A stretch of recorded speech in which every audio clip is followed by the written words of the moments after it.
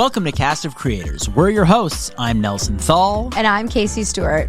We spent our careers in media and publishing, and now we're setting the stage for creative people who inspire us to share their stories. Our guest this episode is Lisa Kisber and Vicky Milner.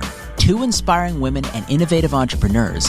Vicky is the president of CAFA, the Canadian Arts and Fashion Awards, and Lisa is a live on-air expert who you'll likely recognize from TV. We talked about event planning, what's new and exciting for the CAFA Awards this year, hanging out with rock stars, and their new business, shopsquad.ca. Here we go. Okay, all right, well, welcome. This is just such a treat to have you both here. Lisa, I'm sure this isn't the first set you've been on. No, it's not. No. But you know what? even It's the not first one today. I've been on with you, so that's exciting. Absolutely. It's been just a labor of love putting the space together. And, today is an extra special day because, Vicky, you've announced that CAFA is back. Yes, back and in person. So exciting. Very excited because there's nothing that, can replace that room, when everyone's together and the energy and the camaraderie and the pride. It's going to be great. Absolutely. And there's no special efforts made this year because of the Oscars, any barricades or anything like that at CAFA going up? I hope not. Oh. Yeah, me too. I know. Me too. I really want a seamless, beautiful event. Absolutely. We all deserve it. Vicky, most of all, deserves it. You deserve it. Yeah. Each one I've been to has been wonderful. Oh, thank you. And the average attendance is what? How many people come? We have the dinner and awards is about 700, 750, and then after party 1,000 because other people join afterwards. And it's great. It's a great celebration and acknowledgement and appreciation of our talent. And a lot of people don't see each other on a regular basis, so everyone comes from all over the country and beyond. And it's like a one big reunion, which is great. Yeah, the country needed it. Yeah. Actually. And when did you start thinking about creating CAFA? Inception was about 2012, I would say. Yeah. So just in terms of just looking around and seeing what's been done and doing interviews with roundtables with people in the community. When we started, thinking about it, we didn't want it to be just, we'll tell you what needs to happen. We wanted people to be engaged with it from the bottom and for it to have meaning and value for the industry and to create something really special. So we talked to a lot of people before we actually launched it because we wanted their input and feedback and what was going to be relevant and important. So we did the first one and off we went. And since it's been grown to we also do events all over the country all year round. Like it's not just the awards, like we do conferences and breakfasts and panels and, anything to kind of bring the community together, but also shine that spotlight and create business opportunity really for everybody. And you come at this from an events background or? Yeah, my background has been, I guess, all over, in terms of the industries that I've worked in. I worked at Sick Kids for many years, so kind of really learned about that world, the charitable world, and did events there too. That was, and I was working in the music industry for Universal before that. So I think all my... What years was that? Universal? In Universal. I'm going to age myself, but it was analog or digital? Before you can download music. So, pre-Napster. I was making compilation CDs, guys. Wow. All That's the Much Music, big shiny tunes, Frosh. Oh my God. That was my So department. My name is actually in some of the cases too. I didn't know that. Oh yeah. Awesome. I have all of them still, although my kids don't I know what a we're doing. CD is. But, I need a dance party ASAP. no, it's been great. And also, in the events, marketing, sales kind of wheelhouse always, but just really cool industries and have had great opportunities to meet amazing people in all those kind of different industries and sectors.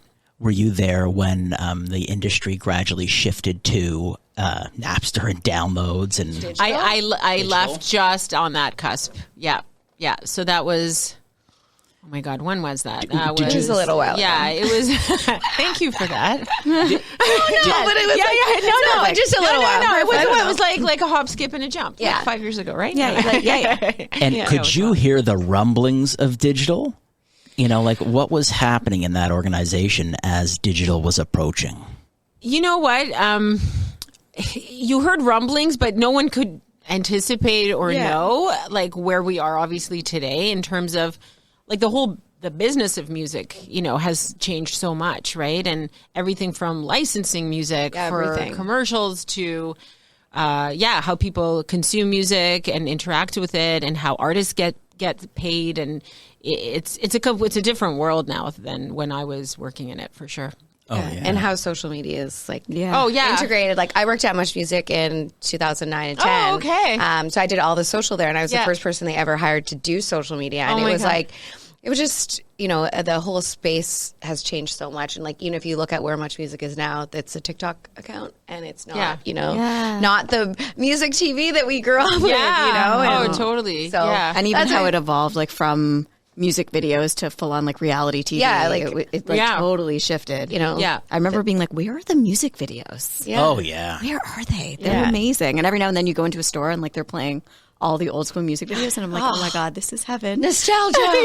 But with things like TikTok too, like they've brought back so many great songs that even like my youngest, she was singing like George Michael the other day. I'm like, I don't know about George Michael. And sound bites, right? Like they have the audio clips really that nice. are now relevant again through those platforms. Well, even last year when Dreams by Fleetwood Mac and Nathan Apodaca was on his skateboard, that everyone, they started trending again on Apple Music after when that happened. So it kind of gives a great resurgence to artists that maybe weren't as popular, or, it's like a comeback. Yeah, for sure. It totally is. It's great. That's great. Well, a lot of older artists are now selling their catalog, and I wonder if TikTok and all these little clips are influencing that as well. Yeah, I wonder how they're also the revenue model for that is right now. I don't know. Yeah, I don't know what it is either. I don't know if they get paid from TikTok or not. I know Pink Floyd is now looking at selling their entire catalog for going for a fortune, I bet. Wow. Yeah, for sure. Okay, so then after Universal, you go into events for charity, or where were you after that? After that, this is like my whole life story. Interested. Story time. Because to start, look, I know events from the esports space, and throwing a gaming event is incredibly complicated. Yeah. So to have the confidence to then go in and, want to build out a massive event with a tremendous amount of logistics is incredibly, difficult to do. And very few people have the confidence to do that. Also, you also have to see how Vicky is on the day of. And honestly, anybody else in their right mind dealing with all those people, a million different personalities, some very large personalities, some very particular personalities, media, fashion designers, nominees, jurors, all these people. Right. She is cool as a cucumber. Wow. That's a phenomenal quality. She's very focused, but you're like, are you good? It's true. And I'm sitting there, I'm usually doing show stuff, right? Yeah. And so I'm buzzing around, whatever. Vicky is like, yep, nope, done, do. You cannot derail her. It's like, Vic, I got 1 second. She's got a plan. She's going, but cool as a cucumber. And I think that's actually thanks, no, Lisa. it's true. That's I wouldn't. Sweet. Yeah. No, I wouldn't say it. I know, but I appreciate it. It's very fascinating to watch because it's a huge event and there's so many different moving pieces, and she's really at the helm, and everyone wants a piece of it. Yeah. And to stay calm is good for you. I collapse after it's done and everyone's gone home. She's like, talk to me at midnight. Yeah. I'll be there. Yeah. I'm like, just feed me some good greasy food. Yeah, at the end of the give me night. pizza and some fries, and let me sit and just have silence. Yes. It's, what, honestly, to your question, I think everything I've done so far, it's layered to those moments. I think for everybody, you have one job and then that layers to the next, and, doing logistics and creating that. Listen, I have a great team also. It's not, yes, I have the bird's eye view and all the details, but I wouldn't be that cool if I didn't have an amazing team. And it's true. If you have great leaders, that are working alongside with you that also know the standard and know what has to get done, then that allows me to have that cool as a cute, because otherwise, it would tear anyone. You'd be so worried. But if you have great people that, you've also have that trust with, like any job, right? That your team is everything. So, it's always great. And it's been amazing watching it grow. It's been amazing watching the people that have attended grow, and the kind of, because at the end, even like we get covered by BOF and the New York Times and WWD, like to have that international spotlight is really what it's about for us, because we want everyone to look here and see who's coming out of this country, like whether they're a designer, a photographer, a stylist, because we need that global space, right? And that global voice. We've seen it with music. We've seen it through music. Tech. Like Canadians are dominating. Yeah, music. like we certainly can see it through fashion, right? But it just takes some extra effort, obviously, to, constantly be pushing that message. Throughout the whole, part of your career before CAFA, were you always into fashion as well? I loved fashion. I love the creativity behind fashion. It wasn't so much about like, oh, what's on trend, like I have a lot of respect for the creative mind and what goes into that, and have been fortunate enough to, know a lot of designers and kind of see the process that it takes. People a lot of times will see a collection and, they're there, they like it, they don't like it, everyone has an opinion. But I really invested in that human journey of that creator, because every little detail, is a big decision for that person, and when you see a collection down the runway, people are very quick to like it or not like it, but they're really thinking about the team or the person. Of course, that's just the world we live in, and I get it. But like, I've always come at it with like, who is the person, and how did they come up with this, and what was the inspiration, and like, why is it different from last year, and what happened in that year? Because creative people, like, they're always getting inspired by things, right? Yeah, and evolving, and their styles changing. Totally, yeah, and they're working on their craft. So I always approached it from that kind of perspective. Yeah, having a child actually made me look at people a lot differently. Because, yeah, I'm sure. Because before you meet a person and you think, you meet them and you don't really see the crew of other people that are behind them. Yeah. But now I look at a person and it's like, oh my God, there's a whole team behind you, especially at the start when you couldn't do anything. Yeah. So that's so totally cute. Changed my life. Yeah, it's very sweet. You know that full well. I do, yes. It takes a village. There's a reason why that's a saying. Yeah, totally. Absolutely. And you're right. It takes like a whole bunch of people. An event takes a whole bunch of people you trust. A kid, a whole bunch of people you trust. Yeah. Totally. It takes a village for a lot of different things. And as far as fashion for you, did you come at fashion from the sales side, or did you start loving fashion from the fashion side? So my story's a weird one. We love that. Yeah. Traditional paths. Yeah. And I think like that's what's given me an edge to a certain extent, was that my background is totally not fashion related. I was always passionate about fashion. Fashion plates were my favorite toy. I still have mine, but with the pink and the... jealous. Okay. What's a fashion plate? I'll explain later. I'll post it on Hover. Oh my gosh, people. They're the best.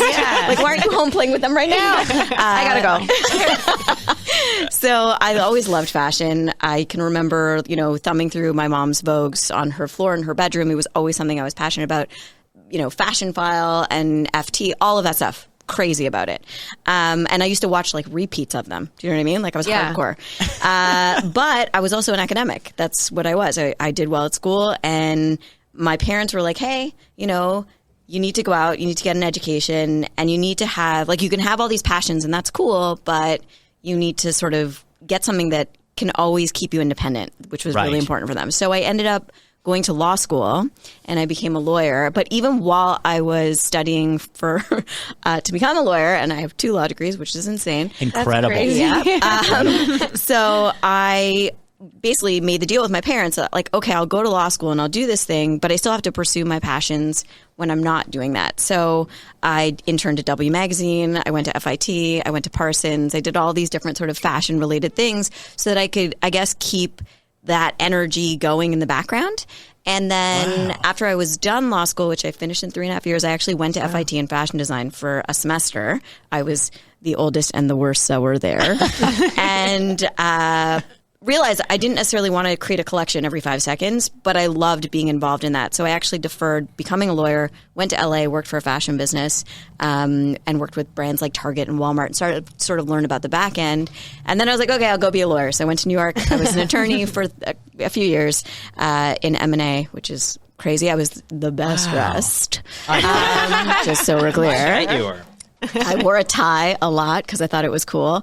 And then I quit, and I ended up falling into content when I moved back to Montreal. Didn't really know what to do, and I started sort of being an early adopter with blogging and Twitter and Facebook when people didn't really understand it. So other people in I guess any space really were like, wait, you understand this. Maybe you could come help us ideate or, learn how to, I guess, best utilize these platforms. And so I started doing content for Toronto Fashion Week. I became the official style blogger for Toronto Fashion Week for a bunch of years actually. And I ended up doing fashion content for Virgin Radio. And then I started consulting for all kinds of different companies, not just in the fashion space. And then eventually I was CMO of like a startup, basically like a subscription box model company. Okay. And they were like, go on TV and talk about it because you could do that. And I was like, I could probably do that. And then I started doing that more and more. And then other people started asking me to come back and do more and more of that. And then I sort of moved into just doing that, which I obviously then got to marry my two passions, which is lifestyle, beauty, fashion, and presenting, which it turns out is like my happy place. Yeah. You're live. good at it. Anything live. That's amazing. Yeah. It's amazing to get that much experience too doing it. Yeah. I mean, I'm not that young now. Yes, you are. Yeah, okay, we'll go. No, look, I ended up being able to pivot. I know quickly, which was good. But I also there was a few things that were always constant. Advocacy, which I think is what I do when I go on and talk about brands or convey a message in any scenario. Entertainment, which I just like to do as a human. And lifestyle, which I like to explore and talk about and learn about and see where things are going culturally and stuff like that. So I get to marry all those things when it comes to live because you got to like think on your feet, but you're also always an advocate for whoever's with you. Yes. And when was your first product sale on TV? Oh, first product not like sale. pitching a corporation, but just a full-on product. Yeah, so I worked for TSC for a bunch of years, and which is Today's Shopping Choice, formerly the Shopping Channel. Mm-hmm. And the first time I ever actually had to like sell a product was in an audition, at a boardroom, not unlike this. That's tricky. Yeah, and they were like, it's like that whole thing, like, this is a pen, sell it to me. Yeah. It was that kind of vibe. Here's a toaster. Yeah. For me, I was wearing a ring, ring that I've had for a long time. And they were like, that ring cures arthritis. Sell it. And I was like, oh, okay. The first time I actually sold on television was for a clothing brand that I represented. And then I've been on television talking about every product from an air conditioner to your pots and pans to underwear to compression socks to like the sexiest, coolest shoes. I mean, like it just totally everything, anything and everything. It's about being live in the moment and being able to convey a message. And so, like this is a toaster. Yeah. Amazing. Yeah. Toasters are sexy. Yeah. Again, I'm buying it. Yeah. And then when did you two meet along the journey? Well, we met through CAFA, really. Oh, okay.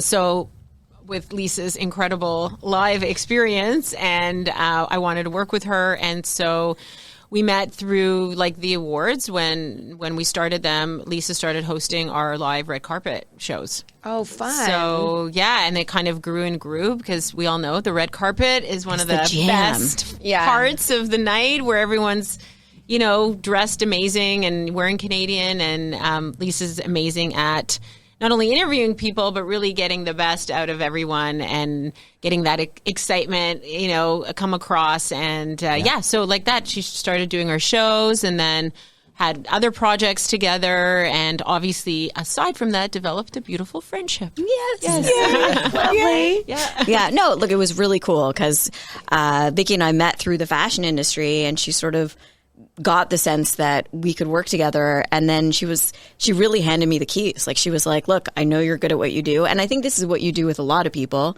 Like you find people that are competent and you say like, look, I'm giving this to you. I'm entrusting this to you. And basically it's yours to soar. And I'll give you the credit. And I'm going to she's the first person to say, she did this, which is awesome. Casting. Yeah, yes. Some of the best producers casting. Yeah, and then allowing me to come back and be like, I think we should do this, and I think we should have this, and I think we should take it in this direction. So it becomes less of just like a hosting role, but a production role, and it really became this whole thing. And then it also became something that people really looked forward to. Totally. So we've had a lot of fun. Yeah, a lot of fun hosting and producing that show. Even last when we did our virtual, because we had to postpone because of COVID, and we finally did the event, but it was virtual. It was great. We had an amazing stage set up, and Lisa did a full, we didn't have obviously a red carpet, like the traditional red carpet, but we brought in over 100 people live. Like, it was a live show. Oh my God, that's so fun. So it was incredible experience, learned a lot, and I think the feedback was great, all things considered, that what could go wrong. Very little did, so thank God for that. Yeah, but no one complained about the food. Yeah, exactly. But yeah, Lisa was on camera, she hosted an actual show and did a lot of people who we lined up, obviously, but were on screen and did interviews with them, and people were dressed up, but at home, and it was just still, it was fun. It was different, for sure. Yeah. But it was also nice to just have everyone's spirits up, right? We needed events, and it was great to have CAFA, even though it was a modified version. Yeah. It was so much fun, and the set was amazing, and it really came together incredibly, and it was I felt like I was, on a sound stage in Hollywood. It was that kind of vibe. And we had amazing people come in, and I got to chat with all of them. So it was really fun. It was the pre-show. It was amazing. It was the pre-show. Yeah. Exciting. Stay tuned for more this year. And what day is the show this year? October 15th. Okay. It's a Saturday. Awesome. Get ready to enjoy yourselves. Sunday the next day. Anything? We're always ready. Yeah, we're always ready. Anything new this year that people should know about? Yeah. So this year we're starting something cool called the New Gen List as a way to honor and celebrate emerging creators. So it's not the fashion designers, because they're part of our actual award category offering, but it's more everyone from emerging stylists, photographers, hair makeup artists, digital creators, illustrators. We have the whole thing on our website, but we want people can nominate themselves, or others can nominate on their behalf. We really want to go out in the community across the country and see who are the most inspiring, trailblazing, creative voices, right? And kind of pull them into what we're doing, pull them into the community.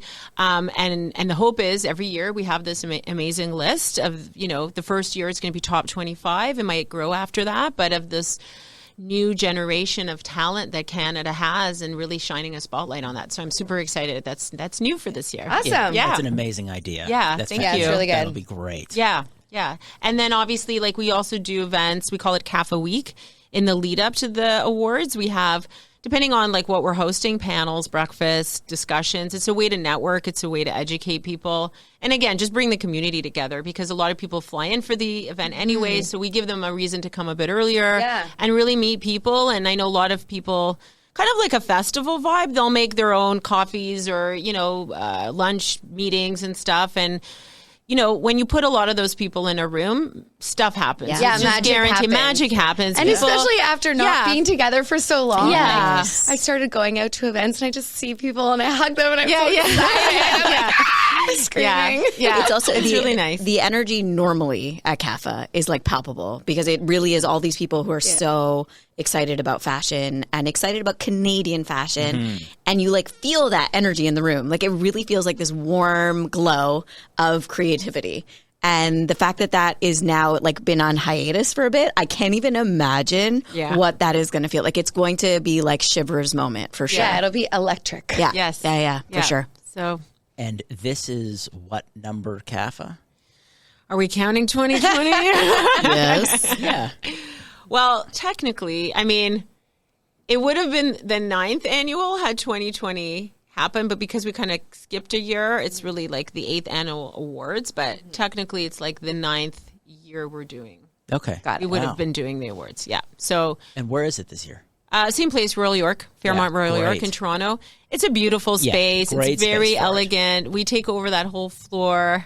you know, and create like a beautiful atmosphere for everyone to enjoy. And then people stay overnight. Like it's a hotel, right? So they, you know, people come in for the weekend. It just makes it easy. Well, you must have a heck of a spreadsheet to figure that show out. I'm really good at Excel now. I you would have to be. I bet you'd have to be. And then you two have a new business venture together. We do. It's so exciting. And I don't use that expression lightly. I am so excited about this. So we have started Shop Squad. Shop Squad. Yay. Love the name. I love that that's now our jingle. Yeah, Shop Squad, yay. Yay. That's catchy, right? Yay. Yeah, I mean, it really came out of, you know, Vicky's involved in a lot of different things, and obviously we're in touch throughout the year because of CAFA and just because we're friends. And we started to work on a few live productions together for some Canadian brands. And the conversation was started. Like we started saying, like, we should be doing something. We should be doing something together. And we've joked around about, like, we are two serial entrepreneurs. We can't help ourselves. Yeah. And so we've joked about all kinds of funny businesses because we're sort of those people. And at one point, I think, like, we had sort of lightly talked about it. And then at one point I called Vicky and I was like, what do you think if we did this? And she was like, exactly what I was thinking. And yes, we need to do this. Yeah. And it was this conversation. We were on the phone probably for 2 hours and we were basically like, and you know, and then this, and then this. It was like, and then like, we were like, we're going to do this, right? And I was like, yeah, we're going to do this. So, it basically is filling a hole. It's disrupting sort of the traditional notions of brands selling their products through entertainment, by democratizing the process and allowing brands to do it themselves. And so we are helping them do that through production. So basically doing full-on production for online shows. And we are partnered with an amazing software company that's allowing us to have people shop along with the show and never actually leave the show while they're shopping.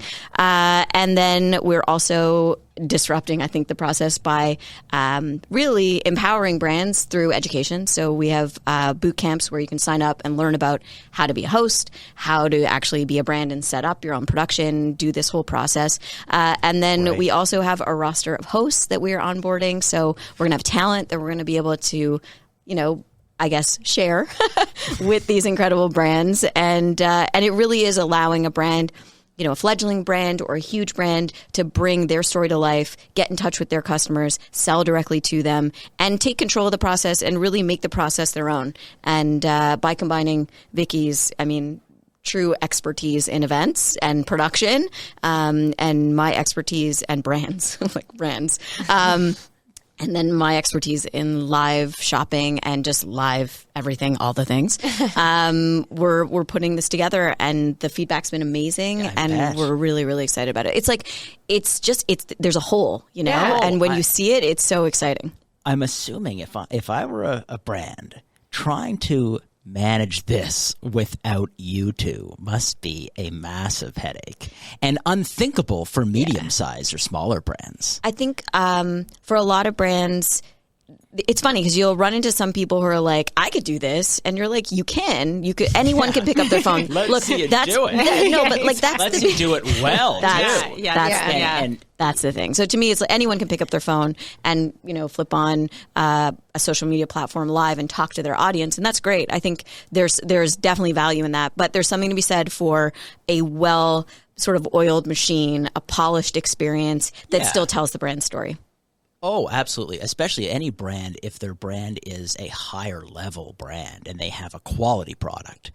You can't, like, LV is not hopping on an Instagram live or something because your brand promise can't really get across through that medium in that way. Yeah. I think that, like, a lot of brands are moving past the idea of everything being polished and perfect, and I think that's great. For some stuff. But I still think that there has to be some sort of order or, you know, a sense of organization to the experience of shopping, right? Like you want to feel confident in that experience. So the idea that it can be entertaining and fun, that it can be really customized to whatever your brand promise, brand story is. So like you want it to be rock and roll, we can make it rock and roll. You want it to be really, really polished and prim, we can do that too. It's just a matter of being nimble and being flexible. And that's one of the things that we have the ability to do with this amazing software and with our expertise. Yeah, that's wonderful. So if I were a brand, developing laptop cases, okay. All right. Today, I go to the shopping network and I do what? I hire them and and they get a cut. Like, how does that work? So, I mean, I'm not going to speak to their entire process. That process. But the idea is, shopping. any retailer or e-tailer that you're going to partner with, you're going to have to share revenue. You're going to have to deal with all kinds of pick and pack and shipping and all of that kind of stuff, as opposed to the process that you're used to controlling, right, which is your own. So this allows brands to do it in-house. It allows them to take control of the process. And while I think there's value in all of the above, I think that this is something that has been missing from a lot of brands' sort of portfolio of options when it comes to selling products. So this is allowing them to do it on their own with a little help from their squad. Yeah. So do you? No, Casey. So do you help them set up live shopping, like kind of give me a little bit of how it works? Sure. I want to know because I'm really interested. Yeah, of course. So basically what would happen is, we'll work with the brand and sort of assess what their needs are. That would be the first sort of step. And then it's a matter of setting up a production. And that can be in a studio. It can be in their warehouse. It can literally be anywhere. And through this software, we have the ability to patch in like an array of different people from all over the world. So you can have an expert in your facility in China and you want to have them talk on the show, we can bring them in. Cool. And then you basically have the opportunity to sell those products and have people shop along while they're in the show. So you're watching the show. You never have to leave. You don't have to click away to a website. You can keep consuming the story and the entertainment while also shopping, which I think love it. We're all used to that, right? Like, you sit and watch TV and I'm scrolling through all the bags and all the shoes. Yeah. And so now it's all the time. Yeah. This is why I was like, tell me more. Take my money.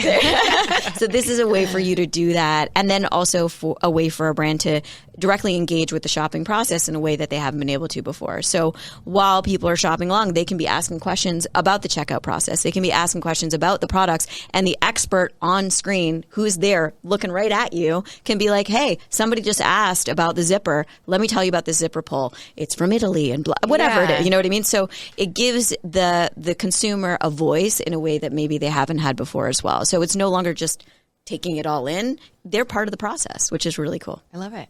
Yeah. And if I think that some of my existing employees could be like decent salespeople, I could send them to 100%. you. Yeah. Yeah. And you could turn them into great salespeople. Yeah. Yes. Okay. Yeah, that's part of the boot camps also that we're offering, because it's for hosts, brand ambassadors, brands themselves.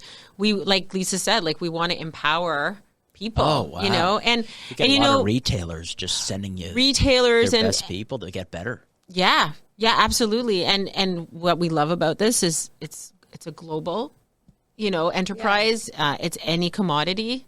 It's not sector specific, and we can have a lot of fun with it. And going back to what you were saying, right now there's a lot more D2C brands than there ever was that are looking to do things. Maybe they don't want to be part of, or they're not ready to be part of a marketplace because there's like D2C, a lot of meaning just direct to consumer. Perfect. Sorry, yeah. So it's they're not part of a wholesale model. They're not part of a big retailer. They're just literally taking orders themselves, and this really empowers them because now, you can do your Instagram Live, but there's a whole business strategy behind what Lisa was saying. It's not just and there's a lot of influencers that may get paid to sell products.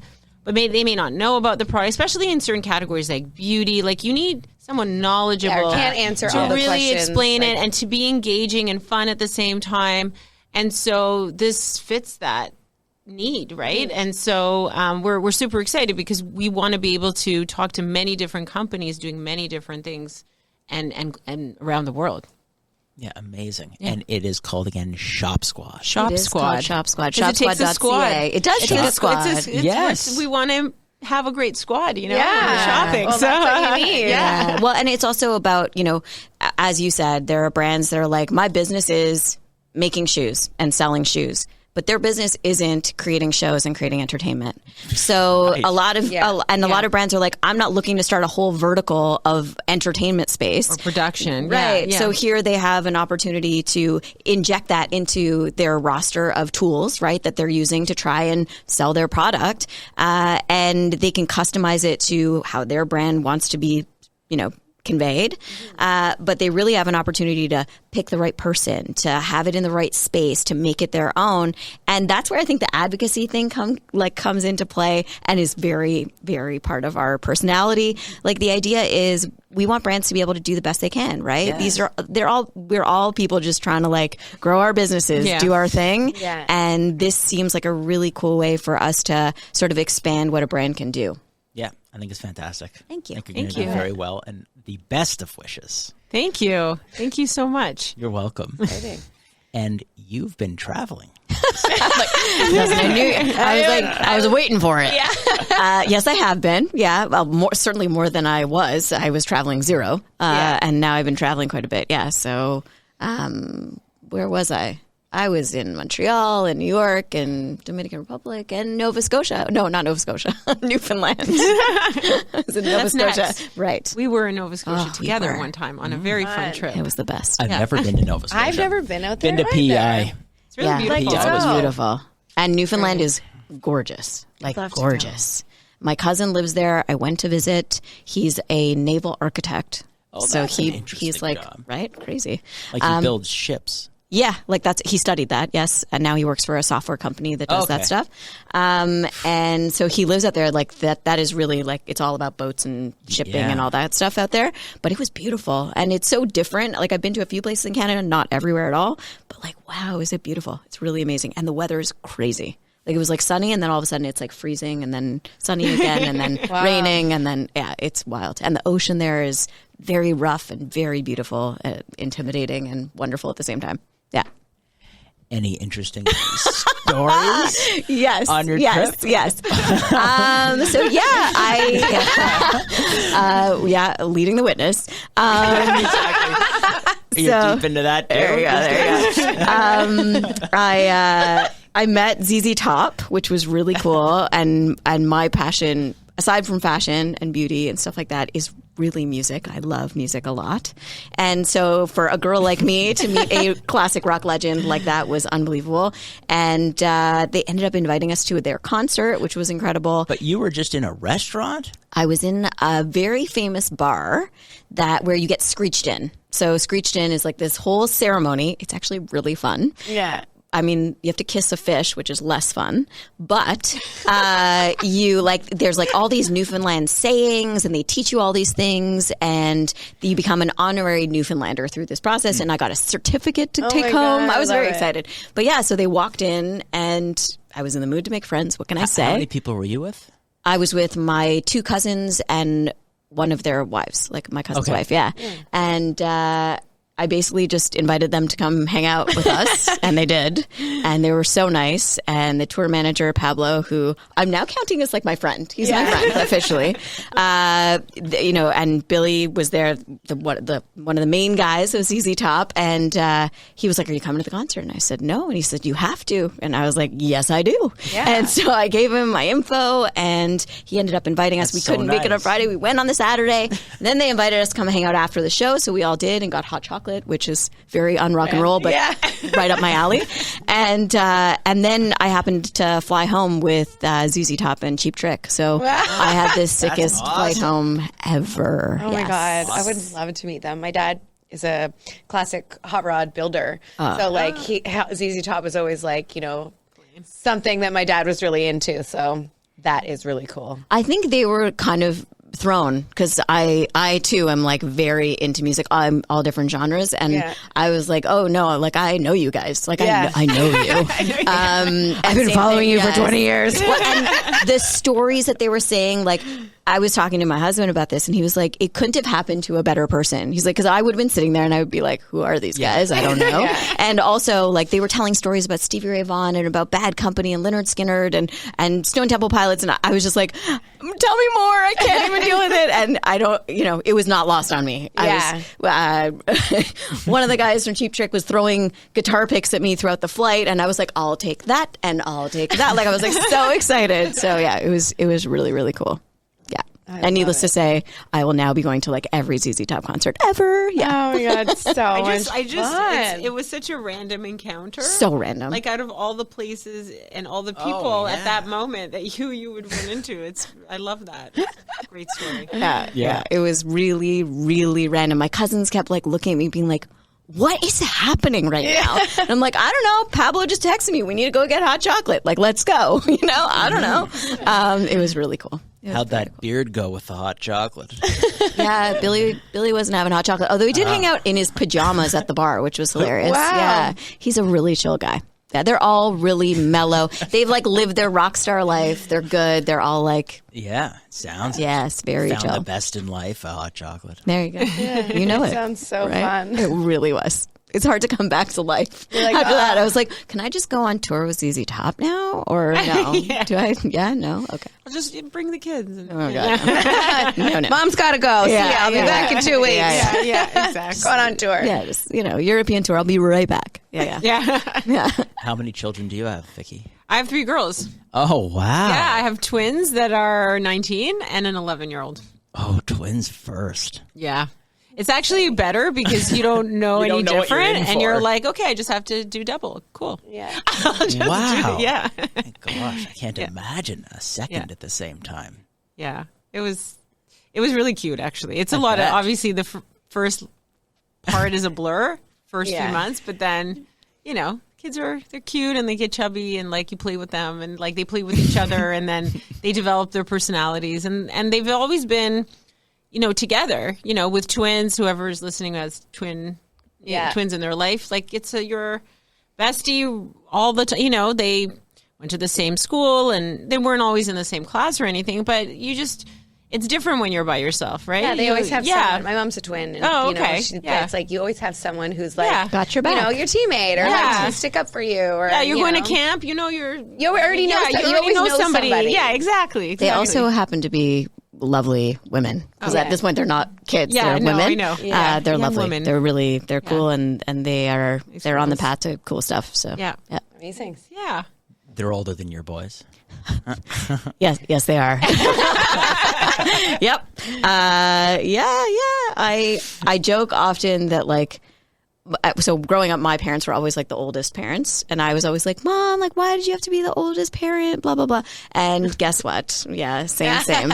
But you know what? I think that I got to live a lot of my life, which was amazing, and sort of be so ready for parenthood. So there is nothing that brings me more joy than my 2 children. They are 2 boys, and they're 4 and 6. Yeah, so Cute. Lots of energy, very different personalities, but they're lots of fun. They're the best things ever, literally. Aww. Yeah. Where are you from, Vicky? Originally? Yeah. Moscow. Oh. Mic drop. Yeah. Well, we came when I was little. I was 3. Oh, very And we nice. immigrated in the 70s. Right to Toronto. To Winnipeg, actually. Oh, Interesting. Winnipeg. Yeah, we lived there for a couple of years and then came here. Cool. Oh, Yeah.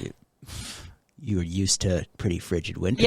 Winter's But you're- been around me for a long time. The winter here, you're like, that's nothing. Yeah. Cold temperatures is not a big deal. I'm like, But- same. I'm from Montreal. Yeah, exactly. Yeah. Toronto winters. Nah, no big deal. Yeah. We got you. I am a summer girl, though, still. Yeah? I like summer. I weirdly too. love winter, but I like to ski, so Yeah. I love winter. But again, grew up around more snow than you could ever imagine. So, and you still have to go to school when it Yes. snows Oh, in yeah, Montreal. there's no snow days. There's no snow days. No. Do your daughters love CAFA? You know what? I think it's so funny because they have different interests. And as they got older, especially with one of the twins, she's more fashion-y, kind of into that stuff. the other one, I think they come. They come to all the events and they're very like obviously proud and excited and you know what? They see me, when you're working and stressed at home, and your kids see that, right? Like, because there's a period in the lead up to CAFA where I'm like there in body, but that's it. Like, I'm so focused and it's such a like 24-hour kind of work time that you're just so focused on getting to the finish line. So like, I'm behind this like closed door and they're like, give me food, when I, like you're in prison. They're like hungry again. And then, they're very cute and supportive. So when they do come, it's like, it's nice for them to say, okay, this is what this was all about. And they're like, we got mom back after this. Yeah. Like, so at least, and they, I think also when you have kids, you want to teach them a certain work ethic. You want to show them that nothing comes from nothing. Like hard work will breed success, but you've got to work at it. It's not so easy, right? And obviously you want them to have that in their careers, whatever they're going to do. So it's a good example to set, but they were wearing hoodies for, many years without getting into fashion. And then as the teenage years, they started to appreciate it a little bit more. I'm going to say that her youngest. Yes, my youngest is more into all that. Like, I'll be on the phone with Vicky and I'm like, Libby, I got to tell you about this hair thing. Yeah. She's goes on Amazon, researches everything, and then puts it in a pretend shopping cart. And then when birthdays or whatever comes around, she's like, refer to the cart. I have all my things in there. But into it. She's into Lisa's all her like beauty things. And she gets very excited about the latest and greatest tools and things. I think she'll be along for the ride for some stuff for sure. If anything, she'll be working with us. When she's older. She'll be running us actually. Which is okay because eventually great. we want to be on that boat in the Mediterranean. That's right. We always joke. That's right. We'll hand her the keys. Yeah, perfect. exactly. See you later. We'll be in Greece, guys. Only if you have any problems or don't. Bye. Yeah, exactly. That sounds nice. Anything exciting this summer other than planning for CAFA? Oh, well, Shop Squad. Yeah, Shop Squad. Yes, we're going to be working hard, doing a lot of shows and scheduling brands, and we're really excited to get all of that going. Yeah, absolutely. Yeah. Any trips coming up? I mean, like the more exciting answer is going to come from her. I'm going to Montreal for my mom's getting an award, which is amazing. So I'm going. What type of award? Basically like a lifetime achievement award from McGill. She's an educator, so that'll be cool. I'm going to check that out. I'm going to New York to hang out with my in-laws and be on the beach, which will be lovely. It's lovely. And then back to Montreal, and then I'll go to Maine. I mean, hey, look, great, but it's nothing like exotic. It's like a lot of family vacations. That's really what we're doing. You know what? We're trying to pack in all the stuff that we missed for so long. That's really sweet. Yeah, and it's tough because my husband's family lives in a lot of different places now, and so we really try and make an effort to, when we are going to spend that time traveling and getting the kids traveling, that we're making the effort to see our in-laws on either side. Yeah. That sounds wonderful. She's going somewhere fun. Yeah, Vicky, where are you going? I'm going to France. Oh, amazing! Lovely. Yeah, I'm very excited. We haven't been to Europe in many years. Yeah. So, and I love going down there. Obviously, different countries, different experiences, but I love France, so we're going there. Exciting. Yeah, just me and my husband too. Oh, yes. Romantic. That's great. Yeah, we haven't had alone time in a long time, guys. No, I know. I'm thinking about that. I gotta wait, 20 years. Until you get to do that. Hopefully a little earlier. Yeah. But you appreciate that. Yeah. Yeah, appreciate absolutely. more. Once I'm only a little bit ahead of you, buddy. It's okay. You'll be okay. You'll get to go. Yeah. Great. So during COVID, you went through a bit of a transformation nutrition-wise. So I think like everyone, COVID was a challenge, huge challenge. And I found myself, first of all, not sort of doing the right exercises. I was like running to manage stress, but that's not really doing anything other than totally damaging my knees. And the things that I love to do, like hot yoga and stuff like that, that was not available. And then eating sort of became the only thing you could do, really. Oh, yeah. I think it was it was a challenge for a lot of people. Oh, yeah. And I was up at my cottage with my whole family. there you go. And it was a scene. There you go. Snacks. Yeah, but that, like those were the things that we leaned on. And I think everyone had their way of getting through it. And at the beginning of it, it's not like, I wasn't going to go, the world's not going to end with me dipping a cucumber. Okay. I'm going to grab the chip. Yes. Yeah. But once we eased into COVID, then it was like, oh, this thing's, not the end of the world here. So, so it became something that the cucumber. Yeah, to me, I didn't want to just go back to the cucumber though. So I think for me, I had, that sounds very not great. Please edit that out. No, I didn't want to go back to the lifestyle that I had before because I knew that wasn't working for me either. Right. And I sort of felt like I was looking around at all these people. I've been in TV where you have to sort of watch what you're eating. Mm-hmm. But my traditional way of doing that was like eat as little as possible, but still get to eat, and also eat things that were fast and quick and easy. And so while I've never been a person who was like overeating, I've never been making choices based on like my health and how I felt. And I also felt like I was seeing all these women who are in my age bracket, which shall remain nameless. And basically I was like, they have like some kind of secret that I don't know. Uh-huh. And I want to know what that secret is. And so I saw some of the other people in my industry. Cheryl Hickey was the secret, right? Yeah. What's the secret? And I was like, they're in this program with this woman called Suzanne Galuzzo, and they looked fit and healthy. And it seemed like this major commitment, but really cool, and a community. And I was like, I'm going to join this cult, I think. And it has transformed my life completely. So it is dairy-free. So what are we giving up? Yeah. Dairy-free, gluten-free. And look, that's at the beginning. I think it goes back. It's about learning the basics. It's about resetting your hormones. And it's about learning how to be strong and be fit and be healthy from the inside out. So all the things that I was sort of relying upon, like health food and, the quote unquote healthy thing or the calorie counted thing or the diet thing. And Vicky can attest to this. I was like a Diet Coke fiend. Like on my bios on websites, it has said like interest Diet Coke. Like that's how diehard I was.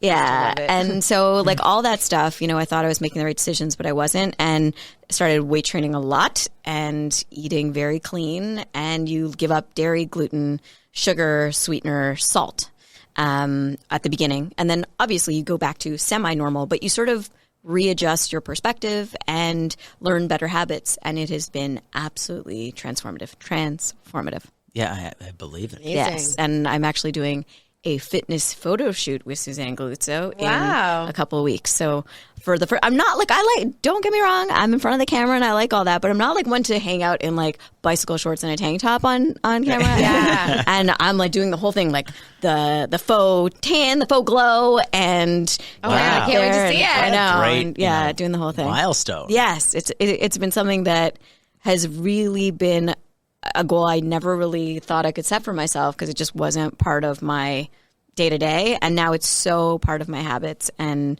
so I eat super clean. But you don't sub out for like that gluten-free stuff that's trying to be a bagel. Like, do you do that? So I definitely I feel like anybody who does that you're out. Doesn't look like you. I mean, thank you, I think. Yes.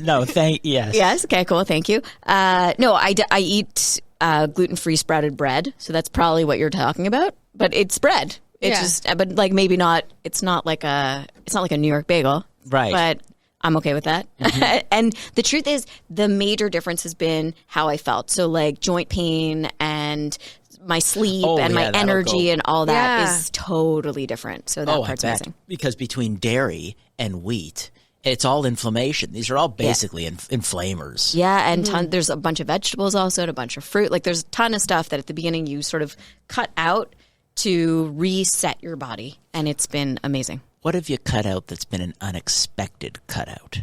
The Diet Coke was a big one. Yeah. That was like a shocker. Like when I tell Aspartame? No, but when I tell my friends that, it's like, They're like, who are you? Yes. I mean, what? Like, is there a vegetable in there that you're like, oh, I didn't think I'd have to stop eating that? Yeah, sure. So any vegetable that isn't green and doesn't have a high sugar content. Yeah. So that's like a good like sort of baseline. So that was a little bit shocking to me. So Yeah. I think no sweet potato, no carrot. Yeah. No sweet potato you can. That's considered a carb though. Yeah, that's a carb. Yeah. So that was a bit shocking to me. And then the salt thing, like you don't realize how Salt in that would be everything. the hardest, and probably, sugar for me. in everything. Yeah. So that was very shocking to me. And what's crazy now is I'll go out for dinner, and actually most restaurants are really cool. Our friends are very cool about making sure that you're eating what you want, what you need to be eating to stay on plan. But I'll say like, no salt, but like they think I can't tell. Right. Oh, you can And tell now, because you like, avoided salt. You're so sensitive, It's probably. so crazy. So It's now, like when people are making something, it's like no salt on top, but like there's salt in the whole thing. yeah, or like you think it's just a little, but for me, because I've been eating without salt, So that salty. it is like I've taken bites in restaurants and been like, oh my God, this is so salty. And people are like, it's not that salty, but you're sensitive to it. Yeah. So it's been really interesting.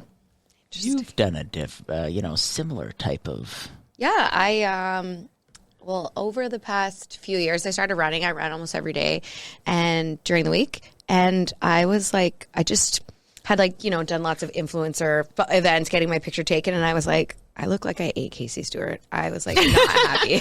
I was not happy with Is this before COVID? Yeah, before COVID. This is before COVID. But luckily, Okay. I started running and like changed my diet before COVID. And I'm really glad that I did because I would have. This would not be a video podcast, probably. It'd be audio only. No, but also, yeah. it's also a coping mechanism, right? Yeah. Like, and for you, you found like- that way to deal with a lot of stress through those things, which is And then, amazing.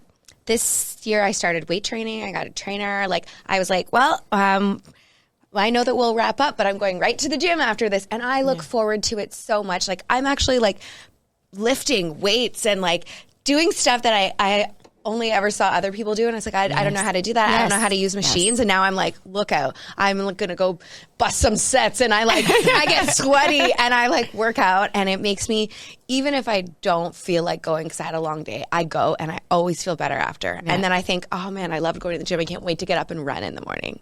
That's great. And like, I love eating, like I eat mostly protein and vegetables. And like, it makes me so happy. Like I started getting, meal delivery like a couple times a week, and like I'm exploring all kinds of new things. I love to cook, but I mean, if you're eating like protein and vegetables, there's so many good things you can eat, and I look forward to it, and like it makes me really happy. When you actually feel so good. So Yeah. good. Yeah. So good. You know? To me, the game changer moment was, and my husband is one of those people, sorry, Matt, but he's one of those people who like doesn't have to work out very much and is just cut. Like that's just his, like, I know. I don't like that about your husband. He's that guy. And then their whole family is like that. So when he works out, he's like he gets really cut. And I am not that human at all. I think, women in general, we have to work extra hard to build muscle and stuff, but we can. And the funniest was, so all these workouts are at home, and so I'm doing my workout at home, and Matt came down, and he just didn't really announce himself, and he was watching, and I was doing a push-up ladder. So a push-up ladder is you standing, you go down, you do 10 push-ups, you stand back up, you go back down, you do 9, you stand up, you go all the way from 10 to 1, and then 1 back up to 10. Yeah. And I stood up, and at the end, and he was like, what did you just do like 70 something push-ups? And I was like, no. And he was like, let's do the math. Yeah. Because in my head, I was like, I did 10, but no, I didn't. I did a whole bunch. And it was like that moment, the look on his face, I was like, yep. Yes, I did actually. I didn't know I did, but I did. Yeah. It's such a good feeling. It's amazing. It's amazing to feel strong. It's amazing that my boys look at me, and my older son is always counting people's abs, which I think is really funny. He's like, they have 10 abs. I'm like, they're really skinny. They're 4, whatever. Like 18. Yeah, but he's like, Mom, when I grow up, I want to have muscles like you. And I'm like, whoa, that is very That's nice cool. to hear. That's so nice. Tricked him. Yeah, and like, and they come in and they want to lift weights with me, and I'm like, this is something great. they don't just associate with my husband who does like 2 push-ups and has biceps, but they associate it with like, you know, a woman who is their mom, who's their caregiver, but who can still be really strong. Yeah, their and I mom love is that. strong. Yeah, and Yeah, I love that's that. good. It's really cool. Also, honestly, being on this and having sort of guidelines means that you think about it a lot less. And when you're very busy, and I find this, to not have to think about food because I know my tools. I know exactly what to go to and what to do. So it eliminates a whole bunch of noise, which is incredible. So you're starting your day. Like I found that the only way I was successful on diets was starting your day. You got to think about it. So I don't consider it a diet. At the beginning it was. Yes, so at the beginning there it are was. certain Now things that you're trying to check off during the day. Yeah. Right. So it's so intuitive. I understand that, but the thing is, you're trying to check off. Like, are you thinking? Can you just eat all you want from a specific group of foods, or can you? No. So there's macros, right? You're like trying to balance, and the cool thing about this program is you have people guiding you along the entire way. So as my body composition has changed, as my goals have changed, right? Because at the beginning you're like, okay, I want to reset hormones, or I want to, you know, maybe lose a little around the middle. Then your goal gets into like, I want to gain a lot of strength, or I want to be able to rev up my metabolism so I can consume more. And the joke that Vicky and I have is I eat every 2 hours. I eat a lot and a lot of the time. So I think you're checking off your macros based on your particular body type. And so they have given me and adjusted it accordingly as the thing has changed. As my goals have changed, they adjust it. And so, yes, I am thinking about it to a certain extent. Like I know I need to hit a certain amount of carbs, a certain amount of protein, a certain amount of fat, but it's like so intuitive. And also I can't eat everything under the sun. So it's like it eliminates a lot of the should I? Shouldn't I? No, I can't. So it's okay. Yeah. Well, if they'd like somebody to test this diet out, but include salt, I'd be game for that. Okay, I'd give them some tremendous feedback and data if they're into that. What's up? But and is it a diet like that? It's a commercial diet. You can get in this, or is this really a secret? And you can't. No, it's not a secret. Look, it's a commitment. It's for women, just women. No, there are men who have done it as well. Who have made it? Yeah, they've made it. It's for I think anyone who it's specifically I think designed for women over 40, because there is a hormonal component. I turned 40. Congratulations! Nice. Good for you. Cut that part out. Happy birthday! Happy birthday! I wasn't thinking about that. I thought that's why you looked at me like that. No. Okay, I can do the diet now. I was thinking that eliminated me from the diet. No, I wasn't thinking of that. No, I think I think it's designed for that, but I think anyone can really benefit from people who are experts, people who can give you guidance consistently, and who give you all the tools that you need to make changes in your lifestyle from your food to your exercise to your day-to-day. So there's a lot, and there's a community, which is the other cool part. Like, so there's weekly classes if you want to attend, where they teach you about different foods and all kinds of nice. stuff. And I like a bit of accountability. Yes. Yeah, For me, good. a little bit of accountability goes a long way. Absolutely. Yeah. You know, if you To don't me, have that it's also like accountability. feeling that people, I mean, it gets back to our squad thing, but it's like feeling people rally around you. And there's like a Facebook page where a lot of people are sharing recipes. Yeah. Because after a while, chicken, you need to spruce it up. Yeah. It's a really great community where you share a lot, and a lot of people are going through different journeys, but all with the same parameters. You're kind of on a similar path, no matter where you come from. It's really cool. It's amazing. The results look fantastic. Oh, Yes. thank you, Nelson. You look great. Yeah, I love it. Awesome. Great. Love it. Thank you both so much. Oh my gosh, for joining thank you. us. Pleasure. Yes, Thank this you. has been so much fun. Thank So you. nice to laugh together and hear stories, and excited about your new business, and excited about thank you. CAFA, and it's great. Yeah, it feels like the world is opening up, is happening. It does. Yeah, like there's just, you can feel that, you know? Yeah, it's you like can. good things are on the horizon, and it feels like that. Oh, yeah, we're all in the same room together. Yeah. Well, Yeah. you know, thanks to the movie Magic, it looks like we're in the same room. Yeah. That's right. We're really socially distanced. Yes. Yes, we are. Well, there's some Yeah. space. No, love but totally. There's a energy, and it's people are out at restaurants. It's nice to see. Oh, people yeah, feeling there's a more great confident pulse. to go out, and now summer patios, whatever. It's nice to see people. When also, Getting I back think to it. people like appreciating it. Do you know what I mean? Like, I think that's the thing. It's like every time I get out, it's the same thing that you described. Like, I get to hug people. Like, when was the last time you thought that? Like 2 years ago when you had to hug someone, where you're like, yes, you were like, oh, whatever. Like, now it's like, oh my God, I get to see people. I get to hang out. Yeah. And look, that's when the magic happens. You know, you get in the same room, you start chatting, as you said, at CAFA, same thing. And you can feel that energy, I think, everywhere you go. But Toronto, we definitely were locked down. And so it's super fun to sort of see what people have been working on and building. And that's what we've been doing behind the scenes. And now it's like, all right, we're ready to go. Yeah, you're ready to bloom. It's like giving birth again. Yeah. Not quite. not exactly, but kind of. Yeah. In a better way. It's nice to just be grateful to be together. Yeah, absolutely. Which is, something you really didn't consciously think about. At all.